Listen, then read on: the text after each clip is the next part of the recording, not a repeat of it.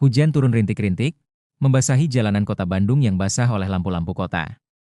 Aroma tanah bercampur bau aspal menyeruak di udara. Di sebuah kawasan elit di utara kota, berdiri sebuah rumah besar bergaya Eropa klasik. Pilar-pilar putih menopang balkon luas, jendela kaca besar memantulkan cahaya lampu gantung yang berkilauan di dalam. Rumah itu milik seorang pengusaha sukses bernama Haji Rashid, nama yang dulu menjadi simbol kesuksesan di kalangan pebisnis tekstil. Rumah itu tidak hanya sekadar bangunan, melainkan representasi status, gengsi, dan kebanggaan. Setiap kali mobil sedan hitam memasuki gerbang besi berornamen emas, para tetangga tak bisa menahan pandangan. Anak-anak kecil sering menempelkan wajah mereka di pagar, terkagum melihat halaman luas yang tertata rapi dengan air mancur bergaya Romawi di tengah-tengahnya. Di balik semua kemewahan itu, ada kehidupan keluarga yang tampak sempurna. Bu Salmah, istri Haji Rashid, selalu terlihat anggun dengan jilbab pastel yang membingkai wajah teduhnya. Ia dikenal ramah, suka berbagi dengan tetangga, dan sering ikut pengajian. Dua anak mereka adalah kebanggaan keluarga. Rina, gadis berusia 18 tahun yang cantiknya sering jadi buah bibir. Rambut hitam panjangnya berkilau, kulit putih bersih, dan senyumnya manis. Ia baru saja diterima di salah satu perguruan tinggi ternama di Bandung, mengambil jurusan komunikasi.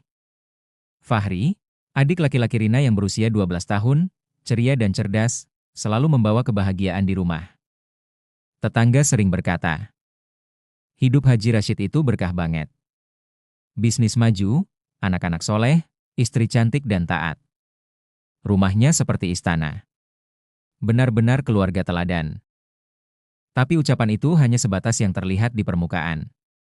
Karena jauh di dalam hati Haji Rashid, ada badai besar yang tak seorang pun tahu. Sore itu, Haji Rashid duduk di kursi rotan di teras rumah, memandang pekarangan yang basah oleh hujan. Ia menyesap kopi hitam yang mulai dingin.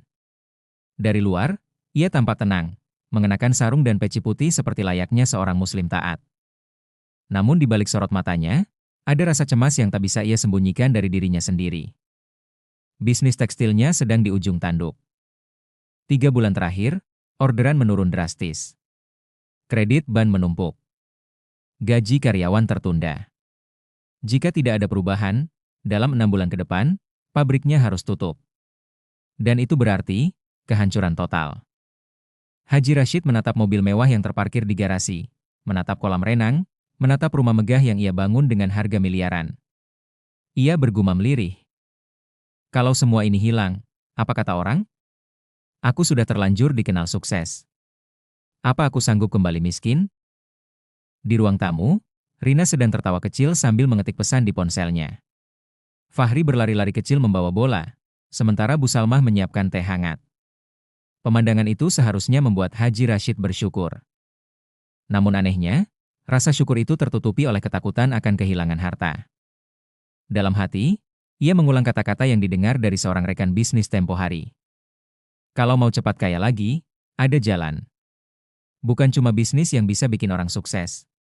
Ada cara, tapi nggak semua orang berani. Kata-kata itu seperti gema di kepalanya. Berputar, menggoda, menguji imannya. Malam harinya, ketika semua tertidur, Haji Rashid duduk sendirian di ruang kerjanya. Lampu meja menyala temaram, menyorot tumpukan berkas utang. Ia menatap kosong layar laptop, mencoba mencari solusi. Lalu pikirannya melayang ke obrolan tempo hari. Ia membuka laci, mengambil kartu nama kumal yang ia simpan diam-diam. Nama yang tertera. Ki Surya, konsultan spiritual keberuntungan. Di bawahnya ada sebuah kalimat kecil. Jalan keluar untuk mereka yang berani mengambil keputusan. Jantungnya berdetak kencang. Tangannya bergetar. Ia tahu apa artinya ini. Ini bukan jalur biasa. Ini jalur gelap. Namun entah kenapa, di dalam hatinya muncul bisikan. Daripada miskin dan dihina, lebih baik ambil risiko. Ia menatap foto keluarga yang terpajang di dinding, senyum Bu Salmah, mata bening Rina, wajah polos Fahri. Sesaat, hatinya luluh. Tapi bisikan itu makin keras, mematikan suara nurani. Kamu mau mereka hidup miskin? Kamu mau mereka menderita? Satu langkah saja, dan semua masalah selesai. Dan disinilah awal kejatuhan itu dimulai. Hujan deras mengguyur Bandung malam itu. Jam menunjukkan pukul 1.23 waktu Indonesia Barat. Sebagian besar kota sudah terlelap, tapi Haji Rashid justru melaju kencang dengan sedan hitamnya menembus kabut ke arah Cimenyan, daerah yang dikenal dengan hawa dingin dan cerita mistisnya. Jalan menanjak berliku, lampu mobil memantulkan cahaya redup di pepohonan pinus yang basah. Di kursi pengemudi, Haji Rashid menggenggam setir erat. Napasnya berat. Sesekali ia menoleh ke kaca spion, seperti memastikan tak ada yang mengikutinya. Di kepalanya, doa bercampur dosa. Bibirnya mengucap istighfar, tapi tangannya tetap memutar setir menuju rumah panggung tua di ujung bukit. Rumah itu berdiri remang, diterangi lampu minyak yang bergoyang tertiup angin. Dari kejauhan, asap putih mengepul dari cerobong dapur. Di depan rumah, sesosok lelaki tua bersorban hitam duduk bersila, matanya menatap tajam seperti menembus kegelapan. Itulah Ki Surya, orang yang direkomendasikan temannya. Selamat datang, Haji. Sudah saya tunggu, suara Ki Surya berat, dalam, seperti bergema dari perut bumi. Haji Rashid menelan ludah. Jantungnya berdegup. Ia mencoba menampilkan senyum, tapi wajahnya kaku. Ki, saya ingin selamatkan usaha saya, ucapnya terbata. Ki Surya mengangguk pelan, lalu bangkit dan mempersilakan masuk.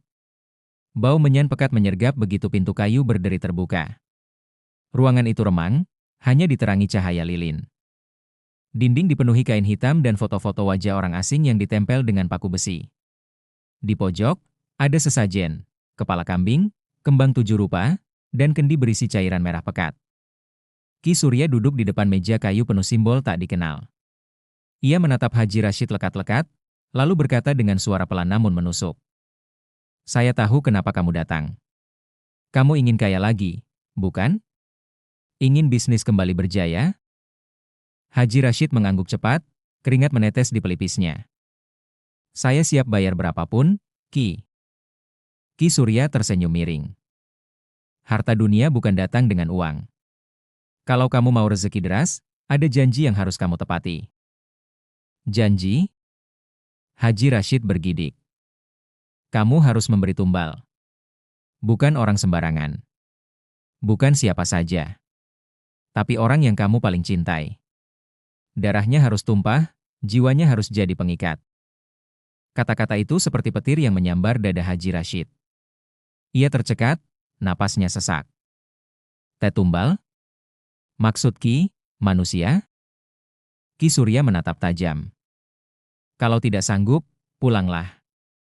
Tapi ingat, usahamu akan hancur, hartamu lenyap, keluargamu akan merasakan lapar.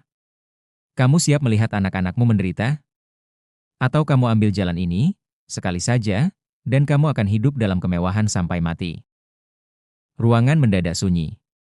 Yang terdengar hanya suara hujan di atap dan detak jantung yang makin kencang. Di benak Haji Rashid, wajah Bu Salmah, Rina, dan Fahri berkelebat satu persatu. Nurani berteriak, tapi bisikan setan lebih keras. Ambil saja. Daripada miskin. Daripada jadi bahan hinaan. Tangannya mengepal. Kepalanya menunduk. Setelah hening beberapa menit, bibirnya akhirnya bergerak. Kalau itu syaratnya, saya sanggup. Ki Surya tersenyum lebar, menyingkap gigi kuningnya. Ia mengambil sebilah keris kecil dari bawah meja, menyerahkannya kepada Haji Rashid. Ini keris pamor. Kamu tahu siapa yang harus kamu serahkan. Darahnya harus menetes di malam Jumat Kliwon. Setelah itu, kuburkan kepalanya di halaman rumahmu, agar penunggu datang dan menjaga harta kamu. Haji Rashid menerima keris itu dengan tangan gemetar. Mata keris berkilau aneh, seolah menyimpan tatapan gaib. Ki Surya mendekat, berbisik di telinganya. Ingat, sekali kamu masuk, tidak ada jalan keluar. Jika sesajen berhenti, nyawa kamu gantinya. Perjanjian itu disegel dengan minum air dari kendi merah, sambil mengucap mantra yang tak dipahami. Saat cairan pekat itu melewati tenggorokannya, tubuh Haji Rashid gemetar hebat, matanya berkunang-kunang, telinganya berdenging. Ia merasa ada sesuatu yang masuk ke dalam tubuhnya, dingin, berat, dan gelap. Malam itu, ia pulang membawa sebuah rahasia yang akan mengubah hidupnya selamanya. Rahasia yang kelak menghancurkan semua yang ia cintai. Rumah besar di kawasan elit Bandung itu tampak lebih ramai dari biasanya. Pagi menjelang siang, aroma masakan memenuhi udara. Bu Salma sibuk di dapur menyiapkan hidangan. Di ruang tengah, Rina tampak ceria, mengenakan dress biru muda sambil menata rambutnya. Sementara Fahri berlari kecil sambil membawa bola plastik. Haji Rashid berdiri di balik jendela, menatap halaman. Dari luar, ia tersenyum ramah, menyalami tamu yang datang untuk acara syukuran kecil, katanya untuk merayakan kembalinya kejayaan bisnisnya. Semua tetangga memuji. Alhamdulillah, Haji makin sukses. Semoga berkah. Namun di balik senyum itu, dada Haji Rashid berdegup kencang. Ia tahu malam ini bukan sekadar syukuran. Malam ini adalah malam Jumat Kliwon, waktu yang ditentukan Ki Surya. Usai acara, rumah kembali sepi. Jam menunjukkan pukul 11 malam. Angin malam menyelinap lewat celah jendela, membuat tirai tipis bergoyang. Rina duduk di kamarnya, menulis sesuatu di buku harian. Di kamar sebelah, Fahri tertidur pulas memeluk boneka robot. Di ruang kerja, Haji Rashid duduk dengan keris pamor di atas meja. Lampu redup menyorot wajahnya yang pucat. Bibirnya gemetar mengucap istighfar, tapi pikirannya penuh bisikan. Ini kesempatanmu. Sekali saja. Setelah ini, semua utang lunas. Semua orang tetap hormat padamu.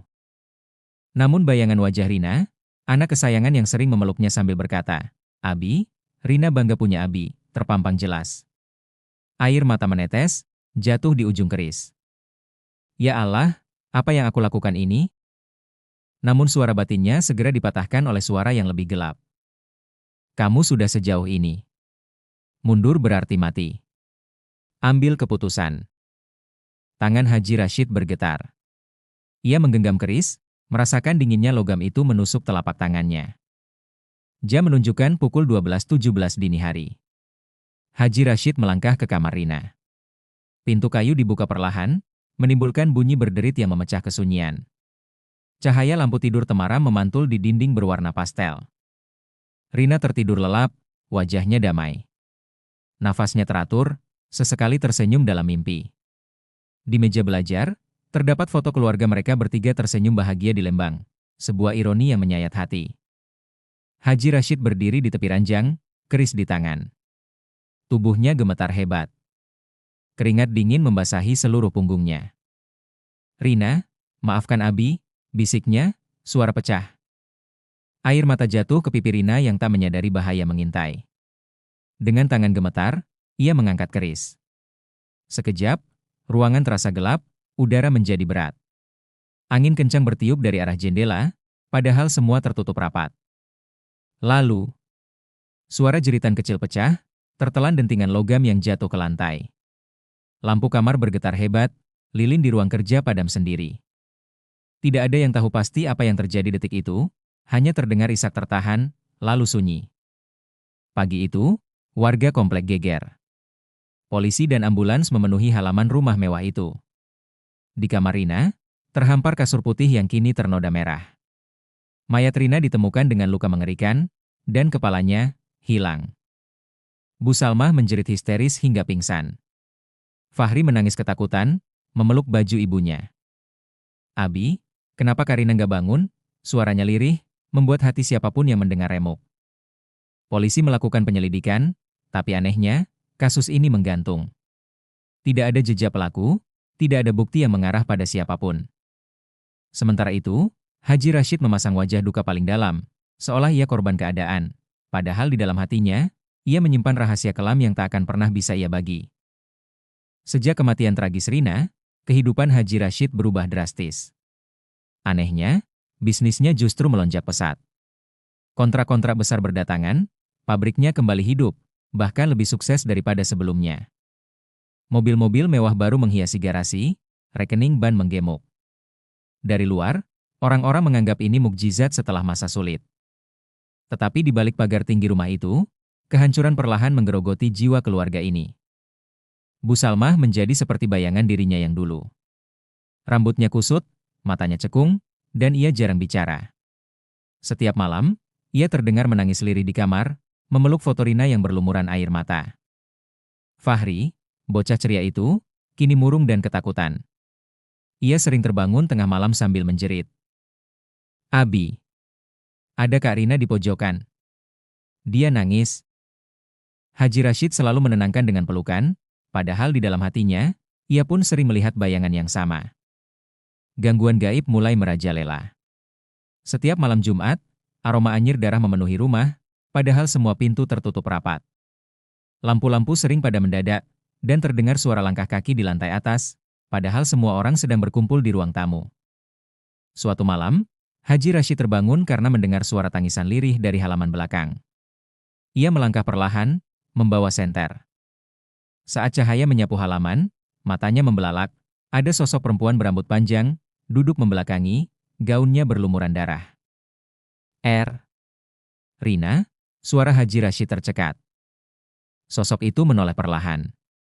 Wajahnya pucat, matanya kosong, mulutnya robek membentuk senyum mengerikan. Abi, kenapa Abi bunuh Rina? Suara itu bukan hanya terdengar di telinga, tapi menusuk langsung ke dalam kepalanya. Keris pamor yang ia simpan di lemari bergetar sendiri. Lilin-lilin di ruang kerja padam. Dan malam itu, Haji Rashid jatuh pingsan di tanah, bibirnya menggumam istighfar yang tertahan oleh rasa takut luar biasa. 2 bulan setelah kejadian itu, Fahri sakit aneh. Tubuhnya lemas, matanya sayu, dan setiap malam ia menggigil ketakutan. Ia selalu berkata, Abi, Kak Rina ajak aku main, tapi kenapa mukanya serem? Haji Rashid panik. Ia menemui Ki Surya lagi, memohon pertolongan. Namun jawaban Ki Surya hanya menampar keras nuraninya. Kamu pikir janji itu berhenti di situ? Kamu sudah buka pintu. Tumbal nggak cukup 1. Kalau mau terus kaya, kamu tahu apa yang harus dilakukan. Haji Rashid terperanjat. Tidak. Saya tidak mau lagi. Cukup. Ki Surya tertawa pelan, suaranya dingin. Kamu sudah jadi milik mereka. Kalau kamu berhenti, mereka akan ambil semuanya. Harta kamu, nyawa kamu, keluargamu. Malam itu, Fahri semakin parah. Ia kejang-kejang sambil menjerit, Abi, jangan biarin Karina bawa aku. Dan sebelum fajar menyingsing, Fahri menghembuskan napas terakhir. Tubuh kecilnya kaku, matanya terbuka menatap langit-langit, seolah masih melihat sesuatu yang menakutkan. Kematian Fahri membuat Bu Salmah benar-benar kehilangan kewarasan. Ia meraung histeris, lalu jatuh pingsan berkali-kali. Beberapa minggu kemudian, ia pergi meninggalkan rumah, tanpa kabar, tanpa pesan. Sementara Haji Rashid terjebak dalam labirin ketakutan. Setiap malam ia mendengar suara langkah kaki, tangisan anak-anaknya, dan bisikan gaib yang terus menuntut. Ia berhenti memberi sesajen, berharap semua berhenti. Tetapi justru malam-malamnya dipenuhi teror. Hingga suatu subuh, warga menemukan jasad Haji Rashid di kamar mandi. Wajahnya pucat, matanya melotot, mulutnya terbuka seperti hendak berteriak. Dinding kamar mandi dipenuhi coretan darah bertuliskan, janji harus ditepati. Rumah megah itu pun seketika menjadi rumah angker. Tak ada yang mau mendekat. Sudah 15 tahun berlalu, tapi orang-orang masih bersumpah mendengar suara tangisan dan tawa anak-anak dari balik dinding yang menghitam oleh waktu. Kisah ini jadi peringatan keras. Demi harta, Haji Rashid rela menjual imannya. Demi gengsi, ia menyerahkan nyawa darah dagingnya sendiri. Namun ia lupa, janji setan hanyalah tipu daya. Allah berfirman dalam Quran Surat An-Nisa ayat 120. Setan menjanjikan mereka, dengan menakut-nakuti, dan membangkitkan angan-angan kosong. Tetapi setan itu tidak menjanjikan kepada mereka selain tipuan belaka. Rumah mewah itu kini menjadi saksi bisu, bahwa syirik hanya membawa petaka, bukan keberkahan. Kini, rumah megah di sudut kota Bandung itu berdiri seperti monumen dosa. Ket putihnya mengelupas, kaca jendela buram oleh debu, halaman dipenuhi ilalang. Tidak ada suara kehidupan, hanya angin malam yang menembus sela-sela kusen kayu tua, membawa aroma anyir yang entah dari mana datangnya. Sudah 15 tahun rumah ini kosong. Namun kisahnya tak pernah mati. Anak-anak muda yang nekat mendekat bersumpah mendengar suara tawa seorang gadis bercampur tangis lirih dari dalam. Ada pula yang melihat sosok perempuan berambut panjang duduk di balkon, menatap kosong ke jalan raya. Para tetangga tidak berani lewat sendirian. Bahkan driver ojek online pun mengaku lebih memilih memutar jauh daripada harus melewati rumah itu di malam hari. Orang-orang percaya, Rohrina dan Fahri tidak tenang, menunggu keadilan yang tak pernah datang. Beberapa tahun setelah tragedi itu, seorang ustadz muda bernama Ustadz Farid menjadikan rumah ini sebagai bahan khutbah di Masjid Besar Kota Bandung. Dengan suara berat yang menggema di pengeras suara, ia berkata, "Jamaah sekalian, kisah rumah angker di pojok kota ini bukan sekadar cerita horor. Ini adalah bukti nyata bagaimana manusia bisa kehilangan akal karena cinta dunia." Pemilik rumah itu dulunya seorang yang dikenal religius. Namun ketika diuji kesulitan, ia menggadaikan imannya kepada setan. Demi harta, ia mengorbankan anaknya sendiri. Inilah akibat syirik, dosa yang tidak akan diampuni jika pelakunya tidak bertaubat sebelum mati. Air mata beberapa jamaah jatuh, membayangkan ngeri dosa besar itu. Ustadz Farid lalu mengutip firman Allah dalam Quran Surat Al-Baqarah ayat 268. Setan menjanjikan, menakut-nakuti, kamu dengan kemiskinan dan menyuruh kamu berbuat kejahatan, sedangkan Allah menjanjikan untukmu ampunan dan karunia-Nya. Dan Allah maha luas karunia-Nya lagi maha mengetahui. Kemudian ia menutup khutbah dengan kalimat yang mengguncang hati. Saudaraku, jangan pernah kita lebih takut miskin daripada takut pada Allah.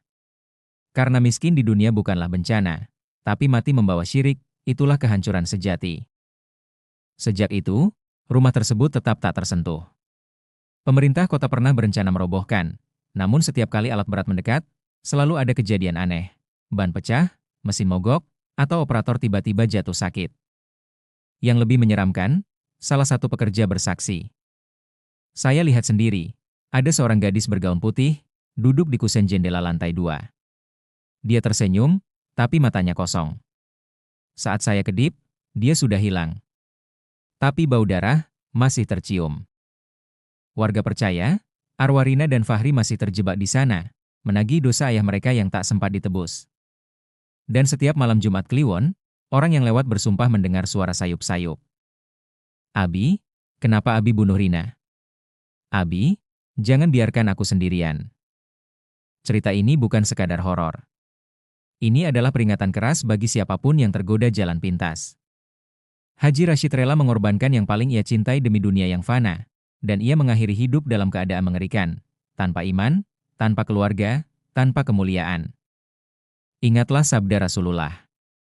Barang siapa mendatangi dukun atau tukang ramal, lalu membenarkan ucapannya, maka ia telah kafir terhadap apa yang diturunkan kepada Muhammad. H.R. Ahmad. Dan firman Allah dalam Quran Surat An-Nisa ayat 48. Sesungguhnya Allah tidak akan mengampuni dosa syirik, dan Dia mengampuni dosa selain itu bagi siapa yang Dia kehendaki. Barang siapa mempersekutukan Allah, maka sungguh ia telah berbuat dosa yang besar. Pelajaran yang harus kita ambil. Jangan pernah menyerahkan takdir kepada setan demi dunia. Kesulitan adalah ujian, bukan alasan untuk menggadaikan iman. Kekayaan sejati bukan di dunia, tapi di akhirat. Karena pada akhirnya, semua janji setan hanyalah tipuan yang membawa manusia pada kehancuran abadi.